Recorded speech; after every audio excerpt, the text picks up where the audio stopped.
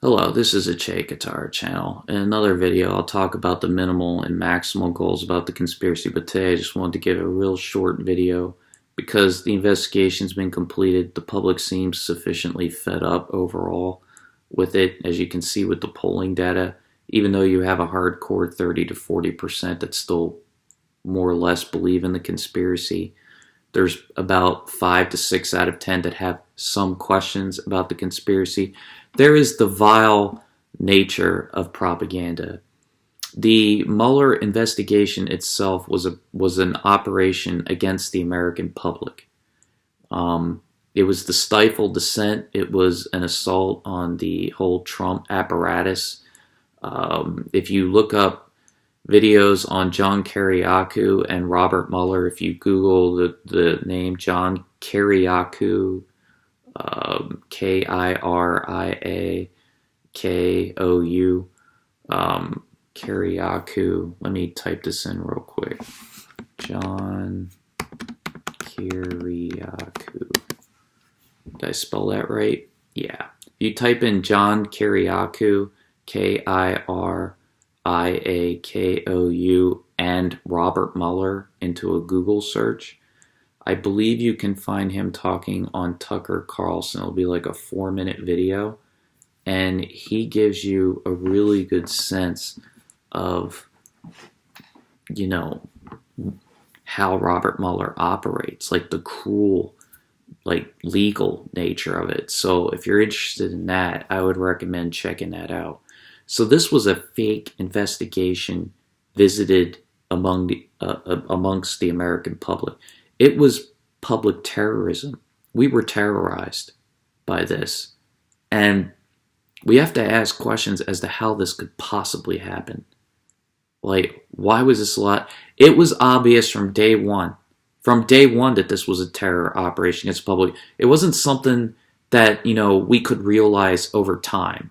Like, it took me 2 years to finally figure out this was a terrorism operation against the public. From day one, all rational people understood that the people that work in the federal bureaucracy, the politicians, the people running corporations in this country, the power brokers largely, the financiers, the corporate managers, the people that work at executive level in intelligence agency, and perhaps even a substantial number of analysts, like people at lower levels in those agencies, in the mass media. So our major institutions in this country are concerned that there's too much dissent, too much instability, there's a lack of a robust political center, or it seems that the center is not holding like it once did in American society, that there is sort of a lack of consensus in ways. So the Russia conspiracy has multiple facets. In one way, it develops like at a level of consensus in a way. Like Russia hate breeds a kind of unity in a way. Now, I don't know if this is conscious or unconscious with these people. I really don't. I can't get into this mentality of being completely deluded. All right? So, in a way, it creates kind of a consensus. It also acts as a brake against change, social change, socioeconomic change. It acts as a brake. So these people believe strongly in what they call reform, okay? Whatever that means to them. Reform could mean like a change happens in 20 years. I'll be, manicuring my lawn for the next 20 years. Please keep my habitat clean. They're not too concerned with change because they have a lot of privilege, okay? This is how people with a lot of privilege and that have these inflated self-narratives think. Like, change has to be slow. Let's slow it down. I got a lot of stock options here. Let's not mess with things too much. All right? Like, this is how they think. Like, whether it's fully conscious or unconscious, I don't know. So you have the fake Mueller investigation visited upon the public, a terror operation against the public.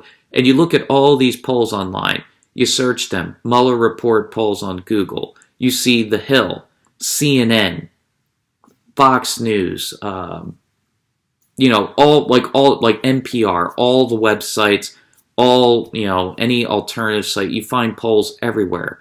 You find that 75% of the public is curious to read a terror operation visited upon them. They want to read the product of that. So the terror operation that was visited upon them, a way to, dive into the lives of a bunch of people associated with Donald Trump, to shake them down. Watch a John Kiriakou video on Tucker Carlson to see the shakedown. If you type in John Kiriakou and Robert Mueller, I believe a video comes up on Google on Tucker Carlson, or you could type in John Kiriakou and Tucker Carlson.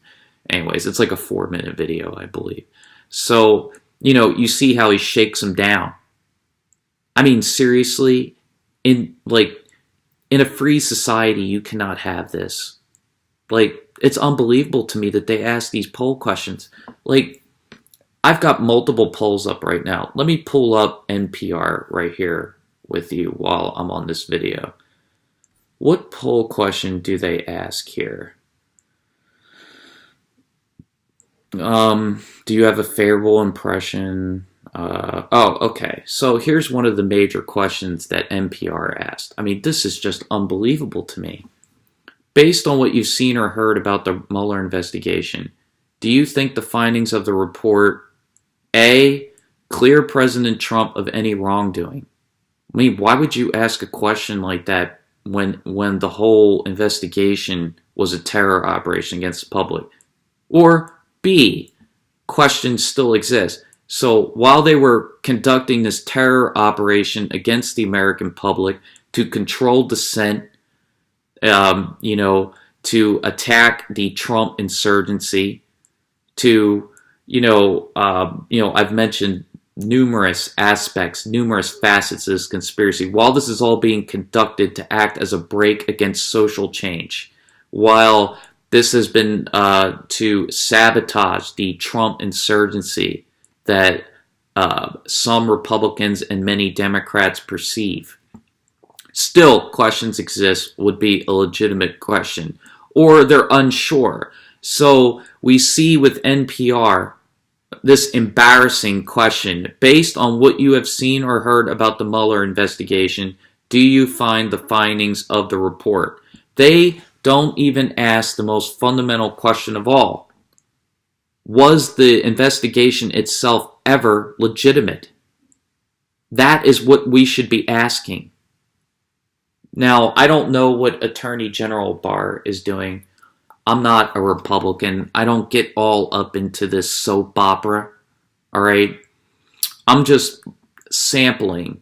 I'm here on a work break. I got to get back to work, so this is going to be a very short video. I've really got a lot of important things to get done. I'm not somebody that does this for a living.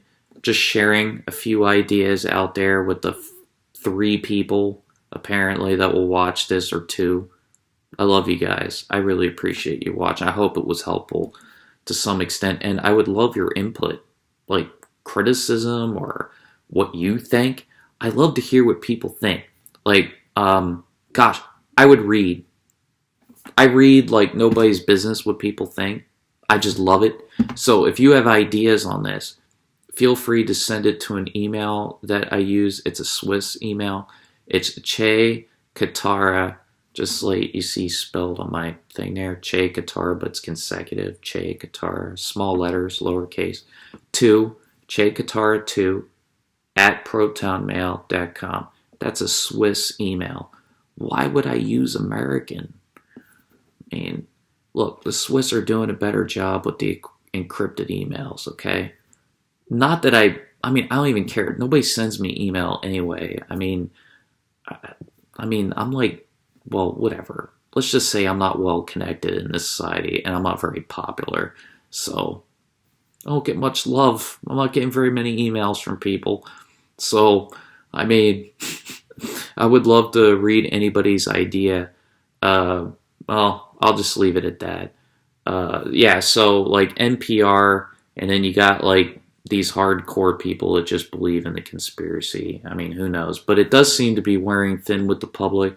The polling seems to be showing that people kind of want to be done with it, or at least by a bare majority, they seem to want to be done with it. But the vile effects of the investigation still have not left us. They've already had their effect. They've kind of sabotaged the momentum that came from the Bernie Sanders campaign, and Bernie Sanders has certainly helped them in that regard. If he ever ran third party, he could do so much for this country. It would set such a precedent. It's my opinion we need multiple parties. We need to get multiple voices to the table, have people kind of form coalitions. This will get people used to the idea of compromise, listening among people that you disagree with, maybe slightly, but you find common ground to do what's good for the public. Kind of an ethic of compromise, an ethic of listening, an ethic of democracy. To have these voices voiced, I think would push the public much more towards policy-oriented discussion and get us out of this identity politics that's being shoved down our throats currently by the Democrats, who do have some policies. They throw a policy out there, then they whack you over the head with about 95% identity politics. They throw the policy out there, you're like, oh, that's a policy, that's an idea, that's good. And then you get the identity politics, the reparations and the LGBTQ, which is extremely important, but they very divisive over it. Like, for example, and then I got to get off here because I really got to get going. I'll just give you an example with the reparations. So the question becomes, are you for reparations or against it? Not what are reparations? What does that mean for us as moral people? What does a poor people's movement mean?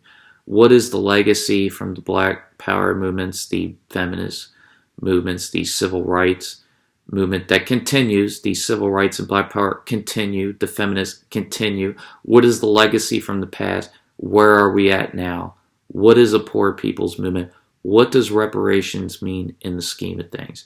You can't ask that question. Maybe you don't accept reparations as it's being presented, but you accept reparations in another sense that's not being discussed. You will be called a racist. Straight out. Because there's not an in-depth discussion. So if you reject the reparations as they present it, as this identity political issue, this grouping of people, whereas we don't take care of the entire poor, the entire lower middle class, which needs a massive intervention in this country. If you kind of accept Martin Luther King's conception of a poor people's movement, you are a racist. I mean, I've seen it in social media, Twitterverse. It's like a minefield out there. It's just unbelievable to me. It really is. Well, I got to get going. Those are just some passing thoughts. Another day, I'll do the video on the minimal and maximal goals of the Russia conspiracy. I hope you all have a great day and a great weekend coming up. Take care.